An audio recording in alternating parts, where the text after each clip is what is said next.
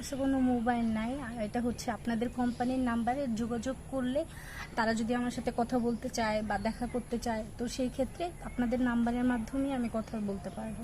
আচ্ছা। কারণ আমার কাছে কোনো ফোন নাই। নারীর প্রতিবেদন। আসসালামু আলাইকুম সুপ্রিয় দর্শক, আপনাদের ভালোবাসা আসলাম এক অসহায় মেয়ের কাছে। আমরা শুনবো তার জীবন কাহিনী। আসসালামু আলাইকুম। জি, ওয়ালাইকুম আসসালাম। হ্যাঁ আপু, কেমন আছেন? জি, আলহামদুলিল্লাহ ভালো। আপনার দেশের বাড়ি যেন কোথায়? আমার দেশ নাটোরে। নাটোর। নাটোরের কি যেন বিখ্যাত? কাঁচা সন্দেশ। ও, কাঁচা গোল্লা না? যাই হোক, আপনার ফ্যামিলি থেকে কে আছেন?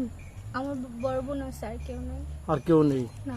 আপনার খুবই আজকে মানে মনটা একদম নরম। আপনার আসলে মনের ভিতরে কি চলছে, আপনি কি চাচ্ছেন বলেন তো? না, আমি আমার এক বান্ধবীর মাধ্যমে এখানে এসেছিলাম যে আমার ভালো মন মানে মনের মতো একজন জীবন সঙ্গী আমি পাবো, কিন্তু আজকে 2-3 দিন যাবত মানে ঘুরতেছি, কিন্তু এখন পর্যন্ত পাইনি।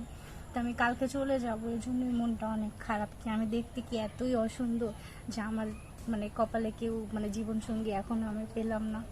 আচ্ছা, তুমি কোন ধরনের স্বামী চাচ্ছ? ইয়ং লাগবে না বয়স্ক লাগবে, নাকি দাড়িওয়ালা না, ছেলে হলে সেটা চলবে? যেরকমই হোক সেটা কোনো আমার কোনো সমস্যা নাই, কিন্তু সে কোনো নেশাপানি করা যাবে না, আর ভালো একজন জীবন সঙ্গী হতে পারবে, যে একজন আমাকে মানে একটা ফ্রেন্ডের মতো, একটা বউয়ের মতো আমাকে দেখে শুনে রাখতে পারবে। আচ্ছা, এমন কেউ যদি তোমাকে বিয়ে করেন, বিয়ে করে তোমাকে পর্দা করতে চায়, বোরকা ছাড়া চলা যাবে না, তুমি কি এটা মেনে নিতে পারবে? হ্যাঁ, আমি কেন পারবো না? সে পারবে যদি তো। আমার মানে লাইফ ভাগ্যটা যদি বদলায় দিতে পারে, আমি তার জন্য এতটুকু পারবো না? অবশ্যই পারতে হবে, কারণ সে তোমার দায়িত্ব নেবে, তোমাকে সারা জীবনের জন্য তোমাকে গ্রহণ করে নেবে, তো তার কথা মতো চলতে হবে। জি জি। তো যাই হোক, তুমি তো মুসলমান, নামাজ কালাম তো পড়া হয়। জি যাই হোক, তোমার কি যৌথ ফ্যামিলি ভালো লাগে না সিঙ্গেল ফ্যামিলি ভালো লাগে? জি, একটা হলেই হয়, সমস্যা নেই। তারপরে একটু মুখ দিয়ে বলো যে আসলে কি যৌথ ভালো লাগে? যে যৌথ ফ্যামিলি ভালো লাগে। যাই হোক, তোমার বাংলাদেশের ভিতরে 64 জেলা কোন জেলাটা ভালো লাগে? আমার ঢাকায় ভালো লাগে। ঢাকায় ঘুরতে আসবে না? জি জি।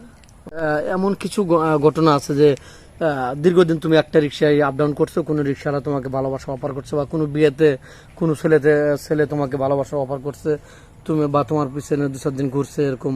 না না না, এরকম না।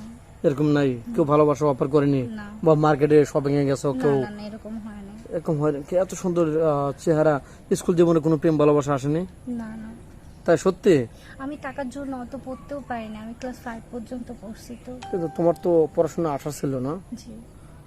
তুমি কি গান করতে ভালোবাসো? না। গানও করো না? না, যে কোনো দেশে নিয়ে যেতে চায়, যে কোনো রাষ্ট্রে, তুমি যাতে কি ইচ্ছুক? হ্যাঁ।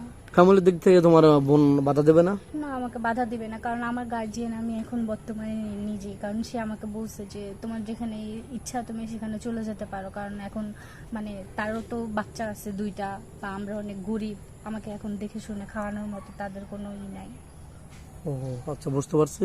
তো যাই হোক, তোমার নাম্বারটা স্ক্রিনে দিয়ে দাও, যেহেতু ভিডিওটা পাবলিক হচ্ছে, দেশ প্রবাস থেকে দেখছে, তাহলে তোমাকে কিভাবে পাবে বলো জি, তো? আমার কাছে কোনো মোবাইল নাই, আর এটা হচ্ছে আপনাদের কোম্পানির নাম্বারে যোগাযোগ করলে তারা যদি আমার সাথে কথা বলতে চায় বা দেখা করতে চায়, তো সেই ক্ষেত্রে আপনাদের নাম্বারের মাধ্যমেই আমি কথা বলতে পারবো।